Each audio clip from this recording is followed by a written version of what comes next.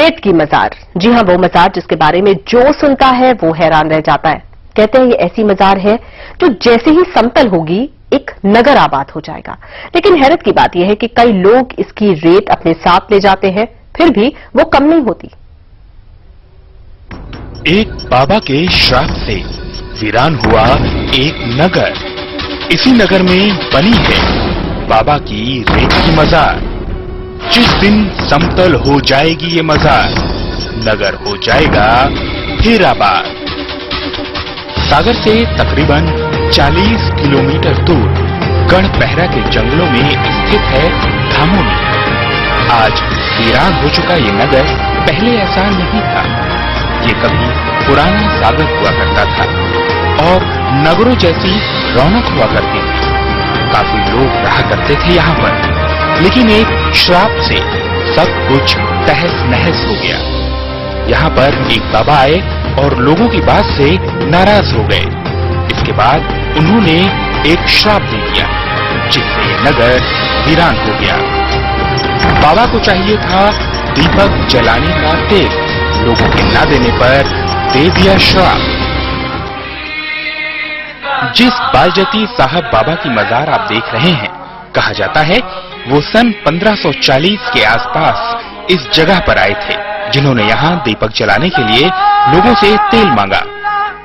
पूरे नगर में घूमने के बावजूद उन्हें किसी ने तेल नहीं दिया, जिससे नाराज होकर बाबा ने श्राप दिया कि यहाँ कोई भी दीपक जलाने वाला नहीं बचेगा। इसके बाद धामोनी नगर का ये हाल हो गया। मिट्टी का दीपक लेकर के नगर में घूमे एक दीपक का तेल लेने के लिए। देखिए वो तेल नहीं उनको मिला, तो उन्होंने श्राप दिया कि यहां कोई दीपक जलाने वाला नहीं रहेगा। कहा जाता है कि श्राप देने के बाद बाबा ने यहाँ समाधि ले ली। इसी रेत के अंदर बाबा समा गए और बाद में रेत की मजार बन गई। कुछ वक्त बाद लोगों को गलती का एहसास हुआ और वो बाबा की इस मजार पर आने लगे। लोग बताते हैं कि ये रेत की बनी खास मजार है। ऐसी मजार पूरी दुनिया में कहीं और नहीं। यहाँ की जो धामोनी की मजार है ये बरसों पुरानी है। दूसरी विशेषता ये है कि रेत से बनी हुई है। ऐसी मजार आपके लिए विश्व में कहीं भी नहीं मिलेगी। मजार पर आता था शेर, पूंछ से करता था सफाई। लोगों का कहना है कि किसी जमाने में यहाँ श्रद्धालु ही नहीं बल्कि शेर भी आता था। वो यहाँ आकर मजार की साफ सफाई करता और फिर चला जाता था। यहाँ पर शेर आता है, बुजुर्ग बताते थे हमारे कि शेर आता है और बाबा साहब की मजार की साफ सफाई करके अपनी पूंछ से वो चला जाता था। लोगों के मुताबिक बाबा बालजती शाह सिद्ध पुरुष थे। वो अकबर के 9 रत्नों में एक अबुल फजल के भी गुरु बताए जाते हैं। मूलतः अबुल फजल के जो गुरु थे बालजती शाह, उनकी मजार है और ये रेत की मजार बेसिकली इनको सूफी संत का दर्जा मिला हुआ था। लोग कहते हैं कि बाबा की मजार पर जो रेत है उसे लोग अपने साथ ले भी जाते हैं, लेकिन फिर भी ये कम नहीं होती। कहते हैं जिस दिन ये रेत कम होते होते समतल हो जाएगी, तब ये नगर फिर से आबाद हो जाएगा। और इस मजार के बारे में ये मान्यता है कि ये रेत की मजार जिस दिन रेत से जमीन के समतल हो जाएगी, उस दिन उन बाबा का दिया हुआ श्राप यहाँ पर समाप्त होगा, खत्म होगा। तब ये धामोनी की जो जुड़ी हुई बस्ती है फिर से बसना शुरू होगी।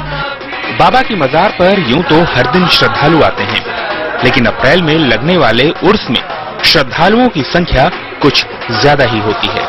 सुधीर त्रिवेदी, सहारा समय, सागर।